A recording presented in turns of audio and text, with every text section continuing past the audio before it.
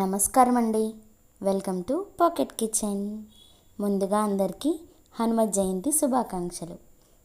హనుమత్ జయంతి సందర్భంగా ఈరోజు మన పాకెట్ కిచెన్లో హనుమంతుల వారికి ఎంతో ఇష్టమైన వడలు చేస్తున్నానండోయ్. వాటితో పాటు వడపప్పు, పానకం కూడా చేస్తున్నాను. ఎప్పుడైనా అందరూ ఒక విషయం గుర్తుపెట్టుకోవాలండి. దేవుడికి సంబంధించిన ప్రసాదాలు చేసేటప్పుడు ఉల్లిపాయలు కానీ వెల్లుల్లి కానీ వేయకూడదండోయ్. గుర్తుంచుకోండి. ఎందుకు వేయకూడదు అంటారేమో. మా అమ్మమ్మ నానమ్మ వాళ్ళు చెప్పారండి. నాకు కూడా కరెక్ట్ రీజన్ తెలీదు.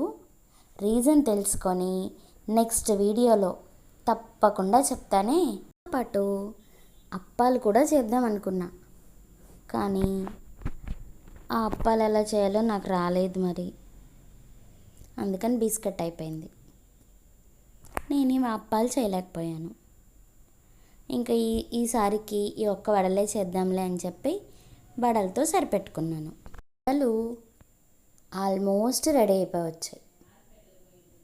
అలానే మీరు హనుమత్ జయంతి ఎలా సెలబ్రేట్ చేసుకున్నారో కింద కామెంట్ చేయండి. ఇంకా వడపప్పు, పానకం కూడా రెడీ అయిపోయాయి. ఇంకా ఈ లాస్ట్ వడొక్కట వేసేసి దేవుడికి నివేదన చేసేద్దాం. మరి హనుమాన్ చాలీసా, ఆంజనేయ స్తోత్రం చదివేశానండోయ్.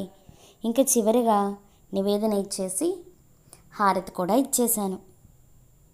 మీకు, మీ కుటుంబ సభ్యులకి ఆ హనుమంతుల వారి ఆశీస్సులు ఎల్లప్పుడూ ఉండాలి.